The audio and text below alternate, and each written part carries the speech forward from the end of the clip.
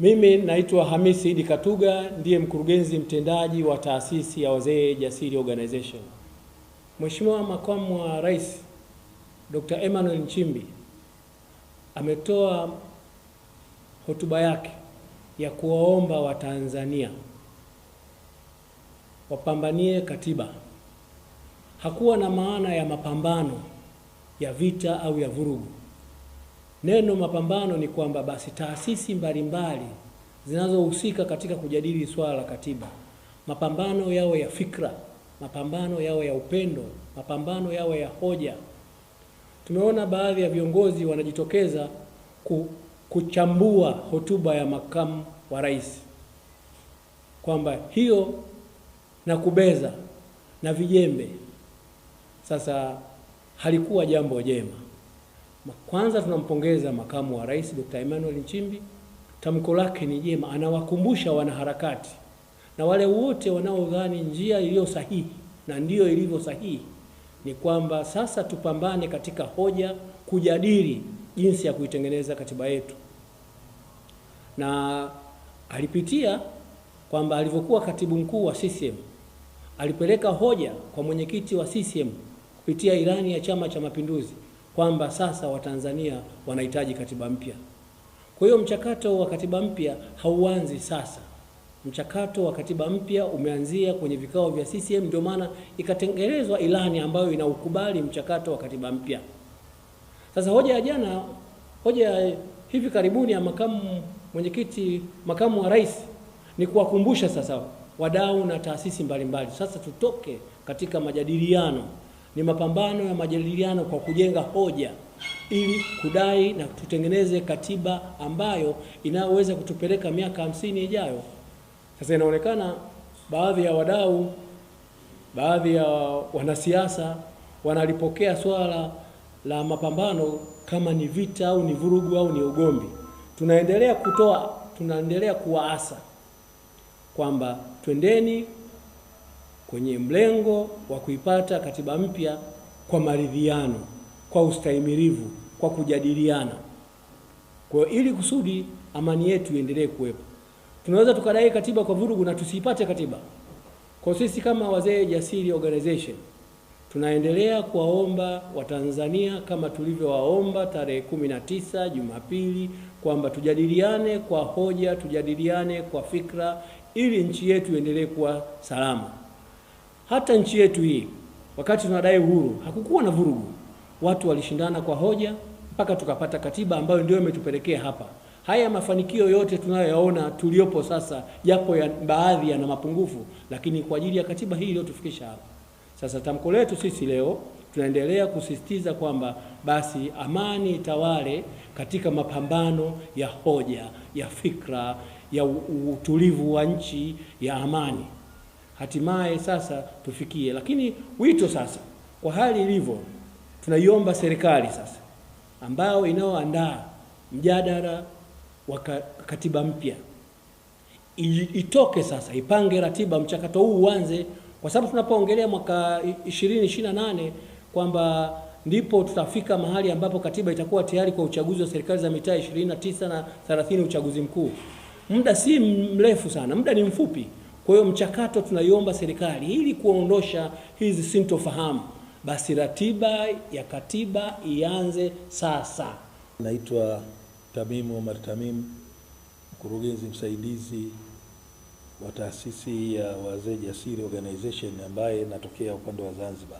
Sisi kama wazee tumestuka kuona sasa kuna baadhi ya watu wanatumia vibaya kauli ya makamu wa kisiasa.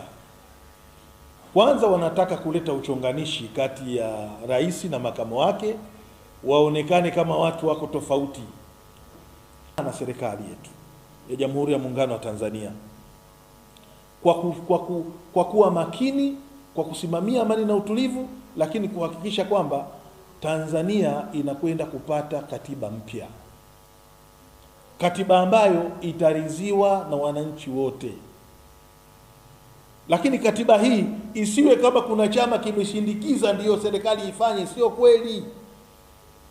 Kuna watu wanatumia vibaya kisiasa ili jambo la katiba, waonekane kama wao ndio wamesindikiza. Hapana. kabla ya uchaguzi, ilani ya uchaguzi ya CCM iliwekwa tayari, katiba hii iwepo. Kwa hiyo wao kutumia mtaji huu kwamba sasa kuwashinikiza wananchi, kuwaambia tufanye hivi kwa mambo ya katiba, hapana.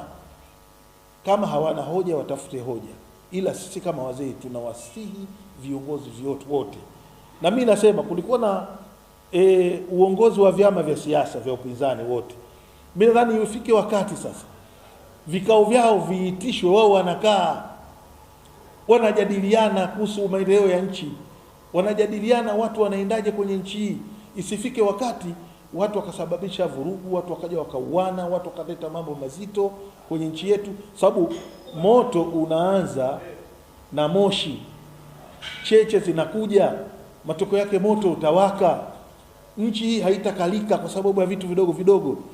Ndio maana kila tukiona dalili ya jambo baya, wazee jasiri tunakuja kusema, tunakuja kuwatahadharisha. Kwanza viongozi wa vyama vya siasa, hapana, msisababishe vurugu kwenye nchi hii. Watu hawakuishi kwa vurugu, wamedai uhuru kwa njia ya amani, wakapata uhuru, leo wanaendesha serikali kwa njia ya amani. Kwa hiyo kama wana hoja za kumfuata rais ameanzisha R4, wawasiliane naye, waende wakazungumze naye wakiwa wana hoja za kuzungumza. Wana jambo jingine waseme, lakini kuwachonganisha Watanzania na viongozi wao sio sawa. Sijui kitu gani kimetokea. Lakini jingine, nimesikia matamshi mabaya yanazidi kila siku tamkwa, masuala ya Utanganyika na Uzanzibari. Hakuna kitu kibaya kama ubaguzi. Tukianza vyama kwenda kuzungumza maneno ya kubaguana na watu, tutabaguana kwenye vyama, tutakuja kubaguana kwenye dini, tutabaguana kwenye ukabila. Matokeo yake nchi yetu itakuwa haikaliki. Kwa hiyo hata hawa wanaotaka madaraka hawawezi kupata madaraka kwa njia ya vurugu. Tanzania ina katiba, hata kama tunataka mabadiliko ya katiba, katiba ipo. Kama ipo, ili uwe katika suala la kupata uwezo wa kupata kuongoza nchi, jambo la kwanza, shiriki kwenye uchaguzi wa nchi. Bila uchaguzi wa nchi hakuna taratibu yote itakayoendelea. Kwa hiyo mimi niseme kwamba utulivu unatakiwa Tanzania, lakini Watanzania sisi ndio wenye nchi yetu. Tunapotoka hapa kwenda kushawishi mataifa ya nje itufungie misaada juu ya serikali yetu ya Tanzania isiyo na misaada, wanaopata tabu ni wale wananchi unaowaomba wewe wajiunge na chama chako, ni wale wananchi ambao wako Tanzania. Kwa hiyo si vyema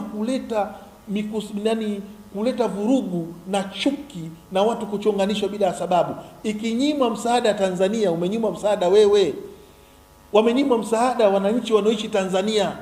Kwa hiyo hatuoni kwamba chama hicho kitakuwa kizuri au ndio utakuwa wema utakuwepo. Hapana, kinazuia misaada kule, tutakosa madawa, tutakosa vitu vingine.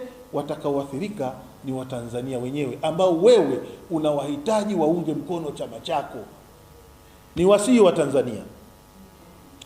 Tanzania wawe watulivu kama walivyokuwa tarehe 7.